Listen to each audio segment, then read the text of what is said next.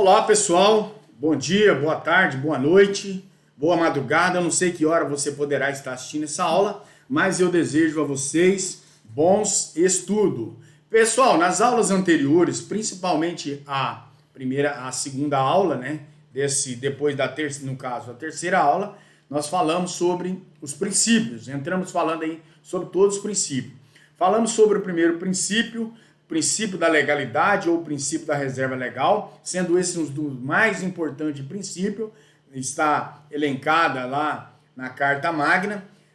Falamos da sua origem, depois nós falamos do princípio da legalidade, a denominação, falamos sobre a previsão e o alcance legal, está elencado no artigo 5º, inciso 39 da Constituição Federal. Falamos sobre o princípio da legalidade e medida protetiva, também o princípio da legalidade e outros atos normativos, os fundamentos do princípio da legalidade, as funções do princípio da legalidade e, por fim, falamos todos os nuances aí sobre o princípio da legalidade. Entramos no princípio da taxatividade, falando sobre ele, princípio da irretroatividade da lei penal, essa irretroatividade benéfica ou anterioridade, que a lei que traz esse princípio da irretroatividade, que nada pode ser feito senão em virtude de lei, e a lei não ela só retroage em benefício do réu. Também vimos o princípio da intervenção mínima ou a última ratio nesse contexto, né? Passando, nós falamos sobre o princípio da fragmentariedade, que é um desdobramento do princípio da intervenção mínima também. Vimos o princípio da subsidiariedade, o princípio da humanidade, o princípio da pessoalidade, nenhuma pena passará da pessoa do condenado, essa personalidade, essa intranscendência ou da responsabilidade penal. Vimos também o princípio da responsabilidade penal subjetiva e, por fim, nessa quarta aula aí, no caso, princípio da individualização da pena. A terceira aula vimos o princípio da individualização da pena. Posteriormente, já ligando a isso, quando a continuação sobre os princípios, nós falamos sobre o princípio do bis e idem, né? Esse é o princípio que veda uma segunda conduta sobre os mesmos fatos, princípio da lesividade ou da ofensividade, princípio da materialidade, que se desdobra dentro desse princípio da lesividade, princípio da alteridade, princípio do direito penal do fato, princípio da exclusiva proteção de um bem jurídico e da espiritualidade dos bens jurídicos e o princípio da insignificância. Esse é um princípio que traz muitos argumentos, muitos requisitos aí dentro desses princípios, e nós falamos todos eles, tanto os requisitos subjetivos, bem como os requisitos específicos. Aí vimos depois o cabimento e o momento da sua aplicação também. Aí passamos o princípio da insignificância na jurisprudência tanto do STF como do STJ, né? E aí entramos em um dos últimos princípios, que foi falando aí, todos os nuances sobre esse princípio da insignificância, e aí entramos no princípio da insignificância imprópria e relevância penal do direito do fato aqui. E aí passamos por o princípio da proporcionalidade, princípio da vedação do excesso, princípio da vedação da proteção deficiente, né?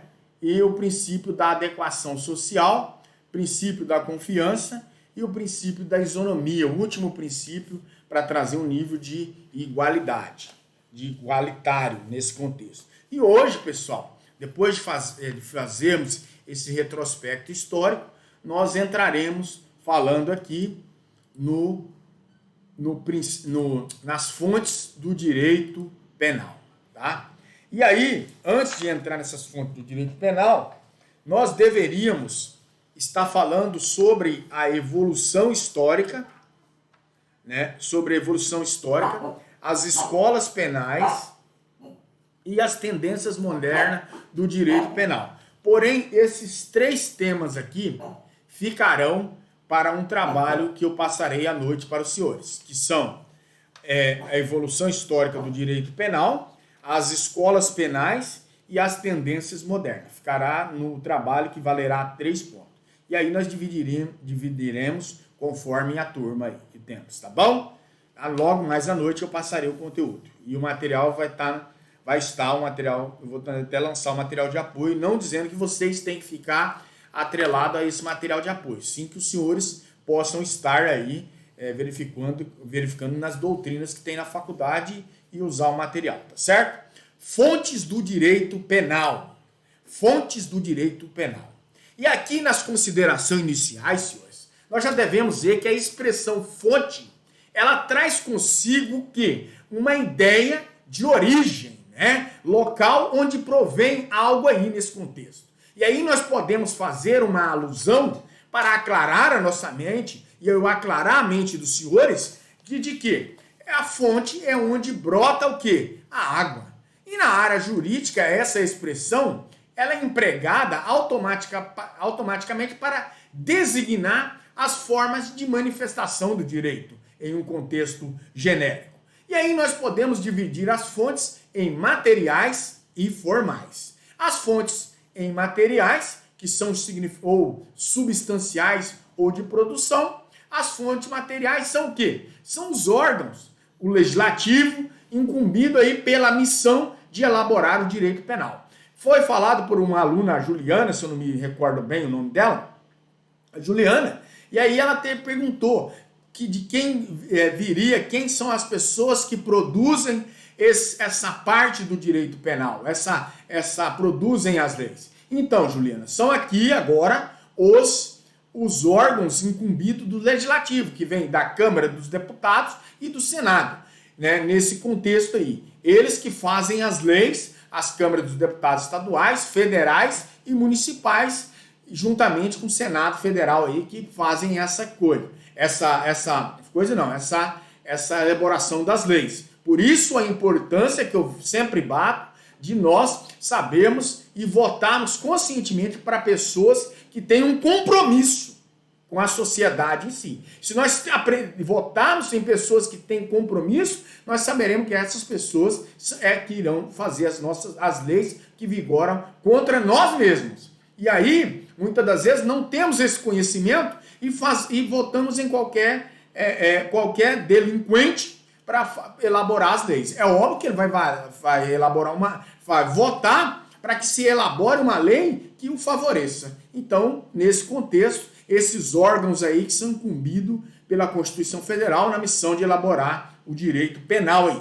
No Brasil, a competência é única e exclusiva da União, pois está consoante aí ao disposto do artigo 22, inciso 1º da Constituição Federal, que compete privativamente legislar sobre direito penal. Nós não podemos aqui esquecer, senhores, contudo, que o artigo 22, parágrafo único da Constituição Federal, nos seguintes termos, ele diz que a lei complementar poderá, já fala lei complementar porque está complementando uma lei que já existe.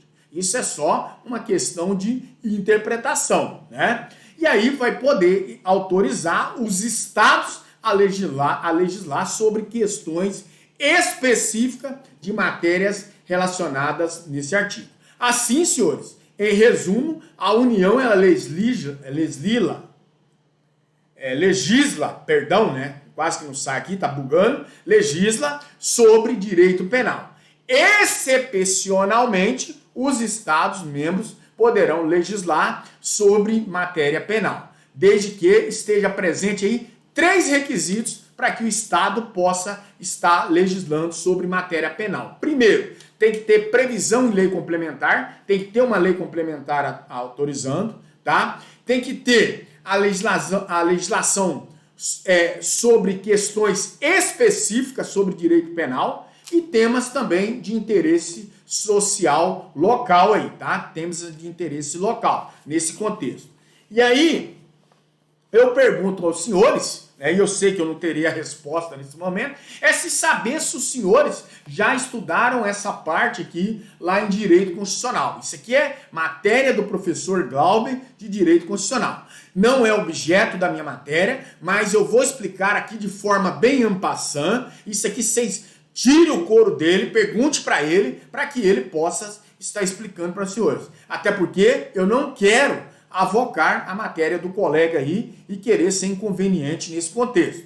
A lei complementar, senhores, ela necessita de um quórum, de maioria absoluta. Já a lei ordinária é aprovada por maioria simples. Eu creio que os senhores já devem ter ouvido aí nos cenários, nos noticiários, falar que determinada lei seria matéria de apreciação, por tanto lei complementar como lei ordinária. E aí a lei complementar, o quórum necessita de um quórum de matéria absoluta, já a lei ordinária, ela é aprovada por maioria simples. O quórum de aprovação, essa expressão, ela é usada para especificar o quê? A quantidade de votos necessária para a aprovação de uma lei. Serve como primeiro critério distintivo entre a lei ordinária e também a lei complementar, que vai nos seguintes termos. A lei complementar, ela é aprovada por maioria absoluta, está lá no artigo 69, tá? Não vai pensar em Kama Sutra, é artigo 69 da Constituição Federal, nós estamos falando. Nós não estamos falando nada de bobeira aqui, é que está elencado dentro dos artigos da lei aqui. O artigo 69, ele diz o seguinte assim, o 69, que você pode até pensar em Kama Sutra, mas não é isso. Ele vai falar assim, ó, as leis complementares serão aprovadas por maioria absoluta. Então já está bem nítido e bem fácil de se lidar. Já a lei ordinária, aproveitando o código que está aqui em minhas mãos, a lei ordinária é aprovada por maioria simples, conforme o artigo 47. Se a maioria do que comparece, a maioria absoluta, compareceu 50, eu vou explicar mais à frente, mas já vou dando uma adendo. Se compareceu 50 senadores para aprovação dessa lei, então é a maioria absoluta do que está presente. Já a lei ordinária, aprovada por maioria simples, conforme o artigo 47, que diz bem assim, da Constituição Federal, tá? Que diz bem assim, salvo disposição constitucional em contrária, as deliberações da Casa e das suas comissões serão tomadas por maioria dos votos, presentes na maioria absoluta dos seus... Perdão, fugiu aqui. Perdão. A maioria dos seus membros. Então, a maioria simples do que estiver presente votará nesse conceito aí, conforme o artigo 47 da Constituição Federal. A metade dos presentes precisariam de votar, sim, nesse contexto. Exemplificando, imaginemos que seja necessária para a aprovação das espécies normativas no Senado Federal. O Senado Federal, eu creio que o senhor já tem esse conhecimento, possui 81 senadores, tá? 81 senadores. A aprovação de uma lei complementar exigiria aqui, 41 votos dos senadores lá presentes. Primeiro, um número inteiro superior a essa metade do total de integrantes aí, o que representa o conceito dessa maioria absoluta.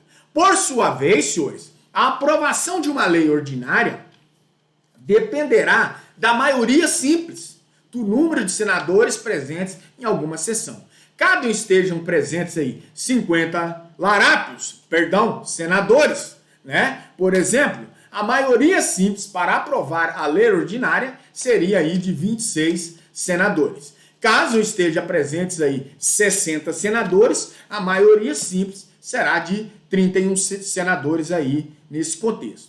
Caso estejam aí 75 senadores, a maioria simples será de 38 senadores e assim sucessivamente. Sendo assim, senhores, a maioria simples, ela representa o primeiro número inteiro superior à metade dos presentes. Enquanto a maioria absoluta representa o primeiro número inteiro superior à metade dos membros. É importante os senhores terem em mente que enquanto o número correspondente à maioria absoluta é fixo, a maioria simples representa um número variável. a depender da quantidade de pessoas, de larápios que estejam presentes no dia específico.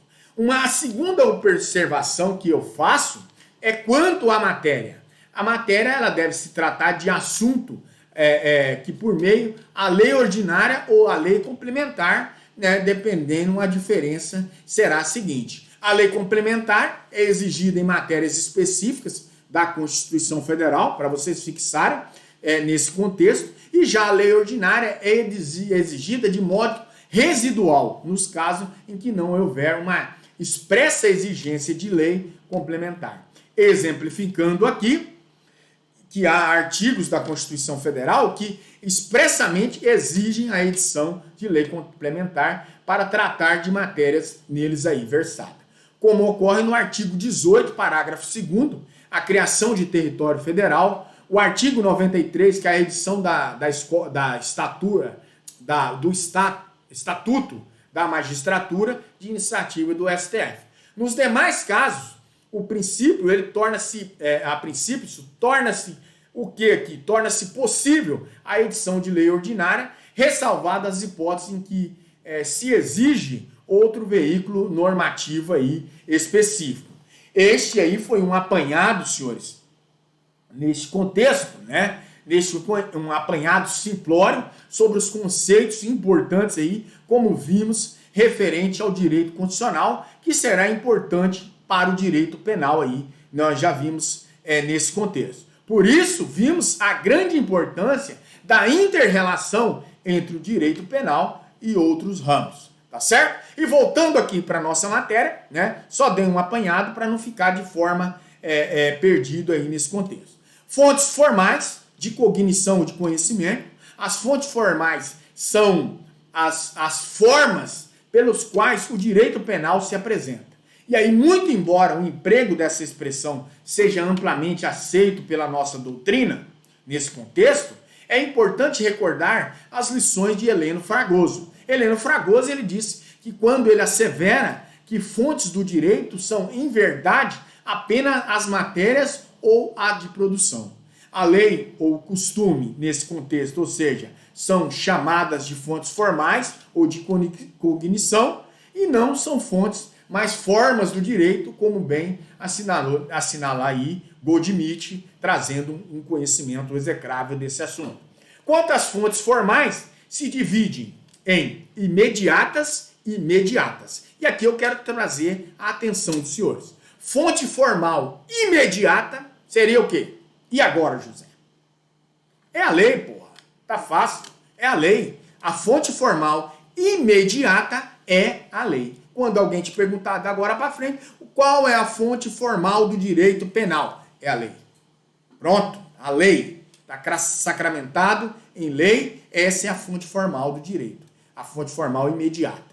Trata-se aqui em sentido material e também em sentido formal. Isto é, o ato normativo aprovado pelo Congresso Nacional e sancionado pelo barrão do presidente da República, né, por o senhor Jair Messias Bolsonaro, observando aí o trâmite legislativo contemplado na Constituição Federal. Vale ressaltar, senhores, porém, que atos normativos diversos da lei aprovados anteriormente na Constituição de 1988 e que foram aí recepcionados como status de lei ordinária, também podem dispor sobre matéria penal. Aliás, até mesmo o nosso Código Penal, o Decreto-Lei 2848 de 1940, né? Nós temos ainda outros exemplos, como a Lei de Contravenções Penais, o Decreto-Lei 3.688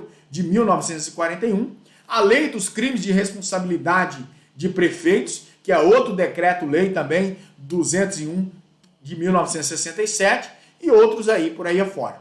A lei pode ser compreendida em sentido estrito e também amplo. Em sentido estrito, apenas a lei poderá definir as infrações penais, como crimes e contravenção penal, tá? Nesse contexto, e continuar também a respectiva sanção penal, pena e medida de segurança. E aí eu leio para os senhores o primeiro artigo do Código Penal, nesse contexto, onde somente a lei poderá definir o crime. Aí fala aqui, ó, o princípio da anterioridade. Não há crime sem lei anterior que o defina e não há pena sem prévia cominação legal. Então fica aqui sacramentado aqui, a lei só poderá definir infrações penais como crime, contravenção e continuar as suas respectivas sanção penal. E a lei, e a pena ou medida de segurança nesse contexto. Cuida-se de uma lei penal incriminadora, em sentido amplo, teremos leis penais não incriminadoras, que podem definir aí conceitos e institutos a permitir condutas e dispor sobre os seus limites da sanção penal. Quanto às fontes formais mediatas, que são as secundárias, aqui é um problemão. Quando eu te perguntar quem é a fonte formal imediata, você já vai falar, é a lei, porra. Não tenho mais o que questionar. Agora, quanto sobre as fontes formais mediatas, não há um consenso aqui doutrinário acerca das fontes formais mediatas do direito penal. Apenas como exemplo, o Damásio de Jesus afirma serem fontes formais do direito penal os costumes, os princípios gerais do direito. Por sua vez, Kleber Masson acredita serem, além destes, a Constituição Federal e os atos administrativos. A despeito aí das celeumas doutrinárias, em torno desse tema, acreditamos ser fontes formais imediatas do direito penal, a Constituição Federal, os costumes, os princípios gerais do direito, os tratados internacionais e os atos administrativos e a jurisprudência, onde veremos cada um deles. Primeira coisa, para você aprender e ficar sacramentado no seu cérebrozinho. Fontes formais imediata, a lei só tem um. Fontes formais mediatas tem vários. Quais? Constituição Federal, princípios gerais do direito, tratados internacionais, atos administrativos e jurisprudência. Então são 5 contra 1. Fontes formais imediatas, a lei, e fontes formais mediatas, que são vários. Constituição Federal, costumes, princípios gerais do direito, princípios gerais do direito, tratados internacionais e atos administrativos e jurisprudência. Vamos ao primeiro dele, Constituição Federal. O diploma normativo de maior hierarquia do nosso ordenamento jurídico é a Constituição Federal. Não define crimes e nem comina sanções penais. A Constituição Federal, como sendo a lei balizadora de todos os outros segmentos, ela não traz uma definição de crime e nem comina sanções penais. Ela traz mandados constitucionais de criminalização ou de penalização. Esses mandados são verdadeiras determinações constitucionais dirigidas ao legislador ordinário, nesse contexto, impondo-lhe ali a obrigação de aprovar leis criminalizando condutas ou exasperando penas. E ocorre, por exemplo, quando a própria Constituição ela prevê lá a inafiançabilidade e a imprescritibilidade. Artigo 5º, inciso 42 e o inciso 44 da Constituição Federal. E alguns crimes também. A existência de crimes hediondos, artigo 43 da Constituição, artigo 5º, inciso 43 da Constituição Federal, e a responsabilidade penal da pessoa jurídica, artigo 225, parágrafo 5º da Constituição Federal, entre outros aí. Ademais, a Constituição Federal, senhores, ela traz um considerável catálogo de princípios do direito penal, tais como legalidade, artigo 5º, inciso 39, como eu já falei para os senhores, esse é um artigo importantíssimo e o princípio da legalidade mais importantíssimo, mais do que importantíssimo ainda para o direito penal, se tivesse isso, se existisse isso que eu falei, é de suma importância, O princípio da anterioridade também, que é o artigo 5º, inciso 40 da Constituição Federal, a intranscendência da pena, que não passa da pessoa do apenado, artigo 5º também da Constituição Federal, e o princípio da humanidade das penas, artigo 5º da Constituição Federal também. Os costumes, por sua vez, né, nesse contexto, depois de falar aí sobre a Constituição Federal, os costumes, por sua vez, pressupõem a existência de uma prática reiterada aliada à convicção de sua obrigatoriedade.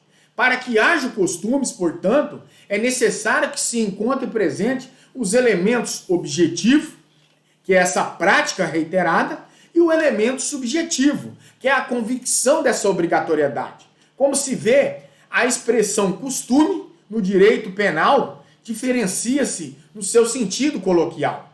Portanto, existe aí uma convicção dessa obrigatoriedade. O costume não se consume aí, não se confunde nesse contexto, portanto, com um mero hábito. Naturalmente, os costumes poderiam definir condutas criminosas ou também combinar as suas respectivas sanção aí penal, sob uma pena de afrontar o princípio, que o tempo todo exalta esse princípio, que é o princípio da legalidade, porra. Então fica ligado nele. E aí, por outro lado, é bom que se diga que o costume não revoga a lei. E aí eu quero que você aprenda aqui outra coisa. O que revoga a lei? É outra lei, porra. Olha, que coisa de Deus até. O que revoga uma lei? Somente outra lei. Não tem como revogar. A lei foi revogada por falta de uso, em desuso. Não revoga. Tem que ter outra lei. Se aquela lei, o cara violar aquela lei que não se usava há tempos, ele será penalizado porque ela está em atividade. Então, para revogá-la, tem que ter outra lei. Tá? Desse modo, ainda que exista na coletividade um certo consenso aí em relação ao costume, isso não é suficiente para que a conduta deixe de ser criminosa e, consequentemente, para que possa aplicar aí essa sanção penal. É possível, porém, o emprego dos costumes como forma de quê? De auxiliar na interpretação da lei penal. Isso o advogado, o operador do direito, pode se usar dessa determinação para falar para o juiz: olha, excelência, essa lei se encontrava em desuso, por isso não tinha mais o costume de aplicá-la, por isso fulano fez isso, isso e isso. Tá certo? Tá? Ok? E aí, pessoal, nós entramos, depois nós falamos da Constituição Federal, as fontes formais mediatas, né? A imediata é qual? Temos a imediata e temos as mediatas. A imediata é a lei, né? E as imediatas nós vimos aqui que são quais? E agora, José? Fala aí. Quais são? Quem são elas? São Constituição Federal, os costumes, princípio geral do direito, os tratados internacionais, atos administrativos e jurisprudência. Já falamos sobre a Constituição Federal, né? Falamos sobre a Constituição Federal e os costumes, e agora falamos também sobre os costumes, e agora vamos falar sobre os princípios. Os princípios podem ser contra a lege, que é negativo, né? O costume funciona como um desuso, ensejando que a inaplicabilidade de lei aí, penais incriminadoras existentes. Em outras palavras, há uma conduta considerada criminosa pela lei, mas ela já não é respeitada.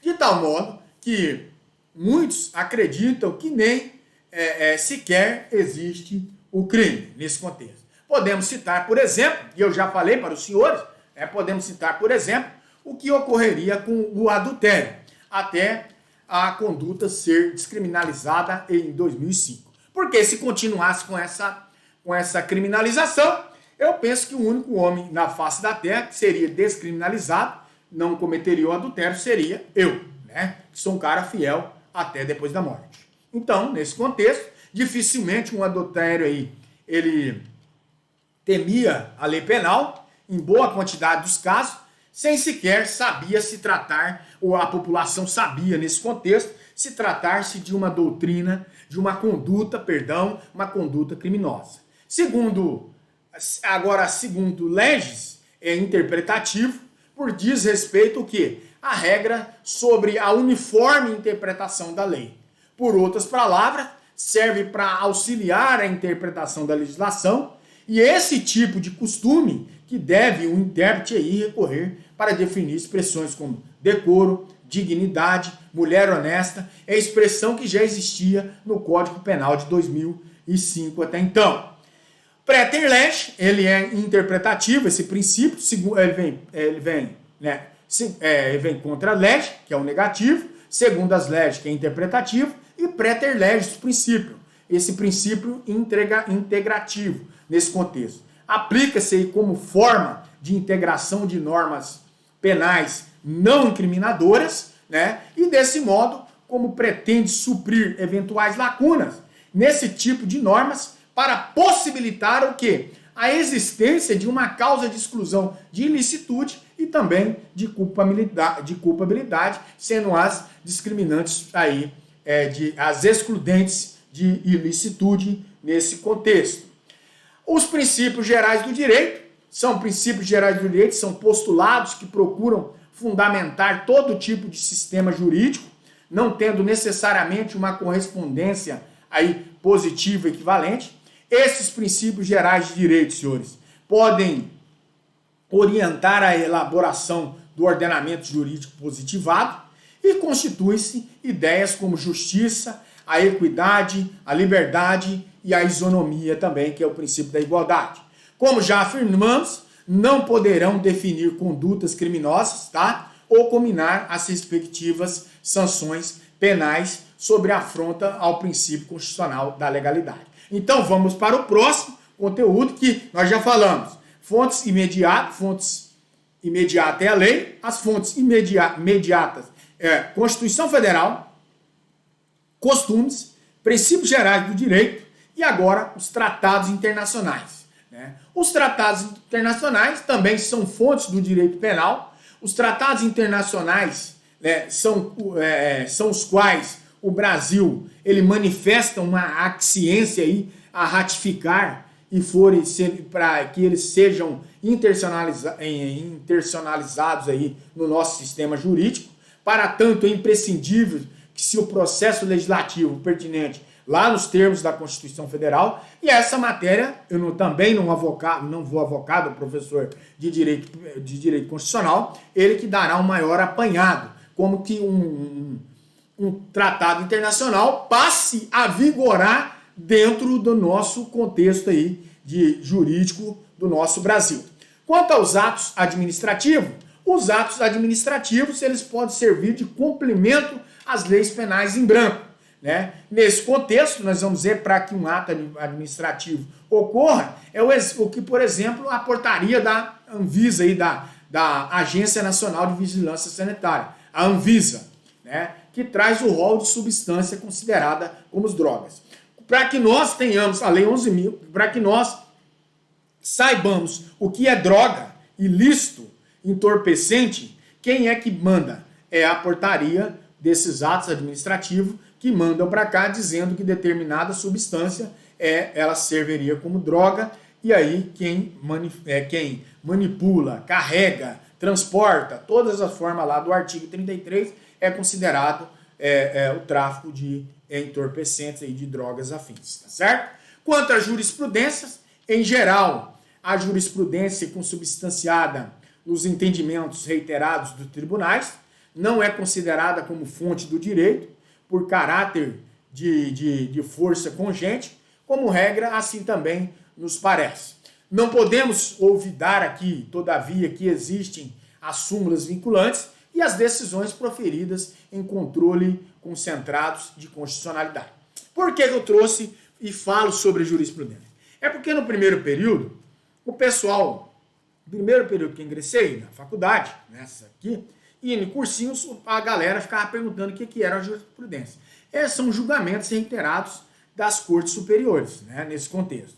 Em caso, aí nós vamos ver que resta óbvio a obrigatoriedade de seguir uma decisão proferida pelos tribunais, e eu também digo que é uma forma de você acuar o juiz. Por exemplo, você falar para o juiz, excelência, o senhor já decidiu, ou a corte que o senhor segue, ela já decidiu nesse contexto de ter o mesmo entendimento, e o senhor deveria continuar nessa linha de raciocínio, porque o senhor estaria contrariando uma súmula, um julgado do própria corte que o senhor está ingressado, está inserido. Tá? Razão pela qual a jurisprudência possa funcionar como uma verdadeira fonte do direito nesse contexto. Por outro lado, não nos parece ser possível falar em doutrina como fonte do direito. A doutrina é isso aqui. Isso aqui é uma doutrina. Isso aqui é um livro, é uma doutrina que está falando sobre aqui vários nuances do direito penal aqui, tá? E aí trata-se de um entendimento científico nesse contexto sobre a disciplina a disciplina estudada nesse contexto, trazido pelos autores aí, e sobre também sobre que eles se debruçam nesse contexto aí, tá? Nesse contexto desse entendimento científico sobre essa disciplina. Como se vê, não há um caráter congênite, não se podendo afirmar que é fonte do direito aqui. Tá legal? Pessoal, chegamos ao término da nossa aula, né? Hoje nós vimos aqui as fontes do direito, as fontes materiais e as fontes formais, as fontes materiais mediata e as imediatas, nesse contexto. As fontes materiais são os órgãos que produzem, né, como nós vimos aí, o legislativo, e depois nós vimos também as fontes formais, que são as fontes formais imediata, que é a lei, e as fontes formais mediatas, que são a Constituição Federal, os costumes, os princípios gerais do direito, os tratados internacionais, os atos administrativos e as jurisprudências, que são os julgamentos reiterados dessas cortes superiores, tá certo? No mais, estaremos logo mais à noite, eu passando para os senhores o trabalho, né, sobre a evolução histórica, também o trabalho que vai dar um apanhado sobre as escolas penais e também sobre, só um minutinho, as tendências modernas do direito penal, tá certo? Logo mais à noite nos encontraremos e falaremos aqui mais sobre o trabalho. A videoaula está aí, espero que vocês assistam, porque a qualquer momento posso dar um trabalho ou algo relativo ao que está sendo estudado. Tá bem? No mais, me despeço dos senhores, desejando a todos bons estudos.